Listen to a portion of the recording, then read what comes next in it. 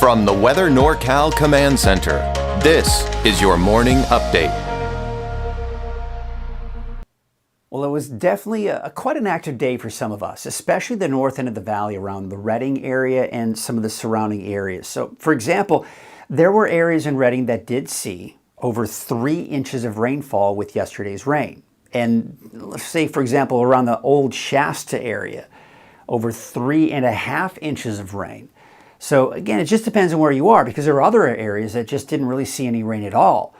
And I think that's going to be the overall trend here for the next couple of days. And what I mean by that is Redding may not see as much rainfall, say today or even tomorrow, but there are going to be other places, in particular in the mountains, that I think are going to see more rainfall. And in this case, I think mainly in the eastern mountains, where I think we're going to get the brunt of it over this weekend. And you'll see that on Futurecast here in just a bit.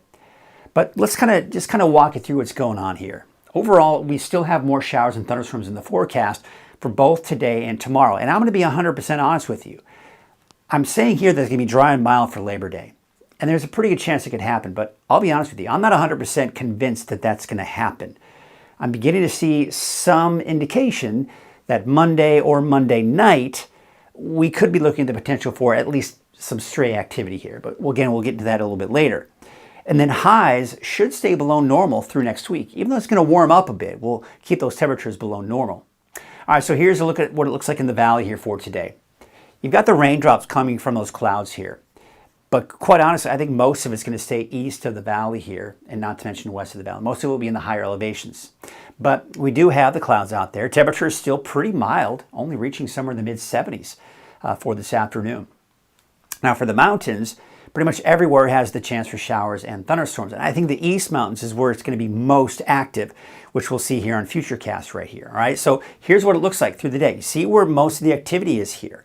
It's east of the valley going into Modoc County, eastern Siskiyou County, and even the mountains of eastern Shasta County, Tehama, and Butte counties, not to mention Plumas and Lassen County. So that's going to be the case here throughout the day today. Some pretty strong thunderstorms at times.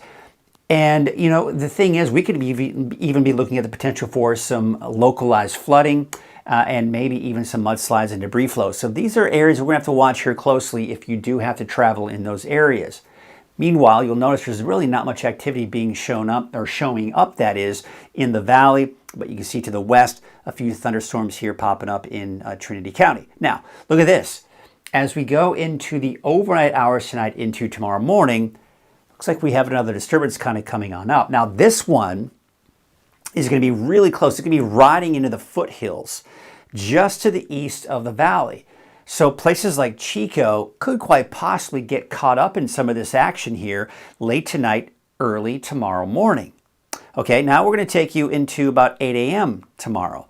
You see how that's just uncomfortably close to the valley. But you're talking some heavy rainfall possibly for places like Chester, of course, out towards Lassen Park and Lassen County, Modoc County, seeing some heavy rainfall. And again, this is Sunday morning. Now notice too, we're seeing some activity popping up in parts of the valley. So Sunday, we could be looking at a round of showers and maybe even a few thunderstorms for parts of the valley here for early Sunday morning. Now we're going to take it to about 6 p.m. on Sunday, and it's really starting to kind of wrap itself up. But again, you'll notice that the bulk of the activity here is east. Not as much activity for the valley, but the valley could see some of that action. Now we're going to take you into Sunday night into Monday, and there it is. The rain is disappearing. But this is through Monday morning.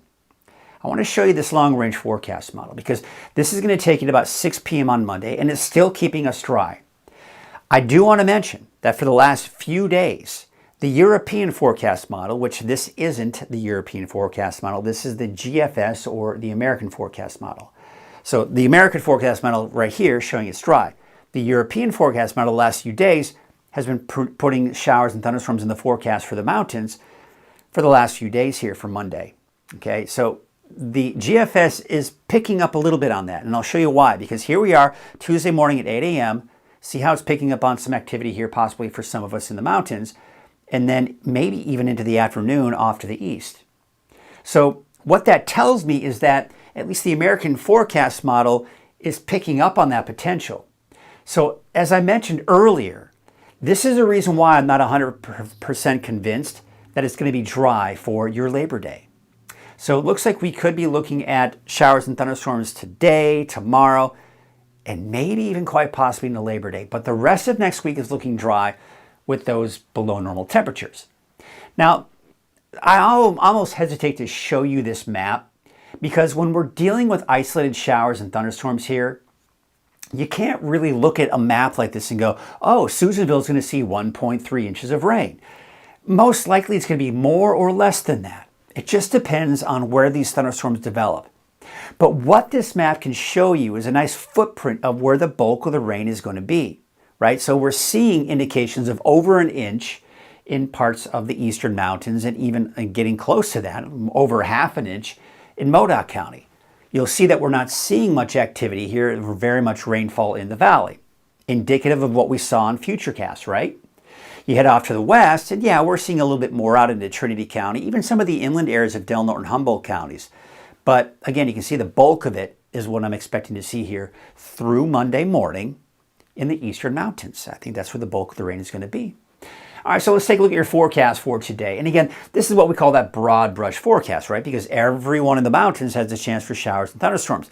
And I think overall, we're not going to see a lot of activity, at least through the day today in the valley.